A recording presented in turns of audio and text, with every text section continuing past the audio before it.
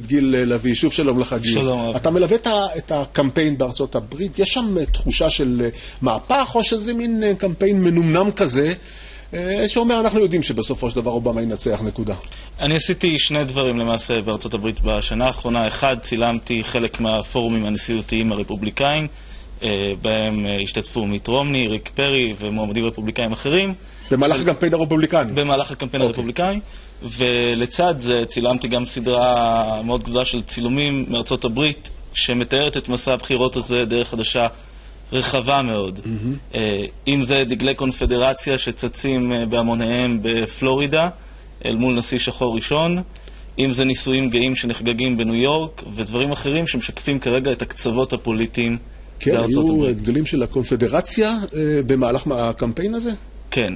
הנה, אנחנו רואים כאן כל מיני תמונות, אולי אתה... אנחנו רואים כאן כרגע גם תמונות מלוס אנג'לס, שם עסוקים הרבה פחות בצד הפוליטי.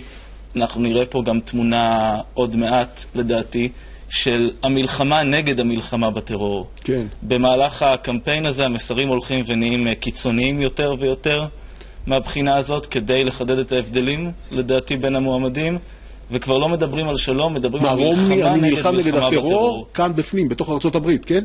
ואובמה... והשמאל הליברלי נלחם נגד המלחמה בטרור. אוקיי. כן. הנה, אנחנו שוב רואים כאן סדרה של תמונות מאוד מאוד מעניינות, צריך לומר, מהקמפיין. אנחנו רואים כאן את הגיבור ההוליוודי מול הגיבור הנוצרי יותר בארצות הברית של היום. אנחנו רואים כאן את הליקר דרייב-אין בפלורידה, שזה במקום מקדונלדס מה שאנשים עושים, וזה יוניון סקוואר בעצם, בהפגנה נגד המלחמה בטרור והחגיגה של הנישואים הגאים בניו יורק, בזמן שריק פרי בוושינגטון מרים ידיים לשמיים. מעוזי אובמה באופן מוחלט. כמה קרוב היית לרומני? לרומני צילמתי אותו בנאומים השונים למהלך הפורומים הנשיאותיים. אני חושב שלאורך כל הפורומים הוא הציג יכולת דיבור די מדהימה. זאת אומרת, לא הופתעת אני לא הופתעתי בכלל. אני חושב שבכל אחד מהפורומים הוא היה הדובר החי ביותר. לכל הפחות, באחת התמונות שראינו פה, היא באמת מייצגת את הרגע הזה שכל הקהל קם ברגע שהוא מסיים את הדברים שלו, והוא יודע לעשות את זה. והאזרחים, זה כמו פסטיבל בשבילהם כל הבחירות. אנחנו לא רואים את זה לדוגמה אצלנו בארץ. הם ממש לוקחים חלק מאוד מאוד פעיל בבחירות שם, נכון? הם יוצאים החוצה, הם עושים דברים. הנה, לדוגמה לעימותים, הם מגיעים בקור, תראה כמה אנשים מגיעים לשם. אני לא חושבת שבארץ היה קורה דבר כזה. זאת אומרת, יש הבדל, אפשר לראות הבדל מאוד מהותי, נכון? אני חושב שזה מאוד נכון ומאוד לא נכון. מצד אחד, אחוז המצביעים בארצות הברית הוא 50% לעומת 80% בישראל. זאת אומרת שאחוז ניכר מהאוכלוסייה לא מתעניין בפוליטיקה בכלל. מעניין אותו... 64% בישראל. כן. 64. מעניין, בדקתי בוויקיפדיה לפני כמה דקות, אבל... מעניין אותו מה קורה איתו, מה מצבו האישי, וחלק גדול לא חושבים שמצבם האישי יכול להיות מושפע כל כך מאדם אחד כמו הנשיא. מצד שני, אמריקה היא מדינה של סמלים. כשאני רואה מישהי בקליבלנד לבושה כפייה, ואני שואל אותה, מה את עושה כאן?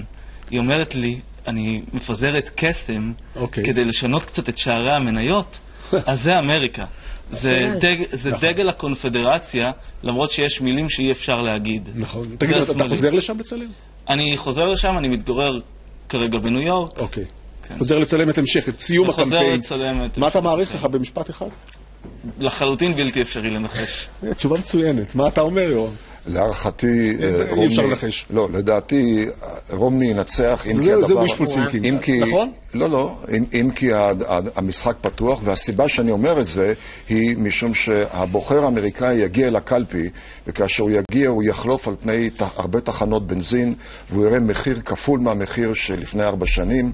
הוא מגיע לקלפי, ואו אחד מבני משפחתו או מחבריו הוא מובטל, הוא מגיע לקלפי ויודע שההכנסה הפנויה שלו הולכת ומתדרדרת מדי חודש, והוא יודע שהמשכנתא ומשנה הבית היא יותר גבוהה. השאלה אם הוא יודע אם רומני יצליח לשנות את זה לעומת אובמה. לכן אני אומר, המשחק רחוק מלהיות סגור. שמע, נראה לי רומני לוקח אותך בתור קמפיינר בתוך שנייה.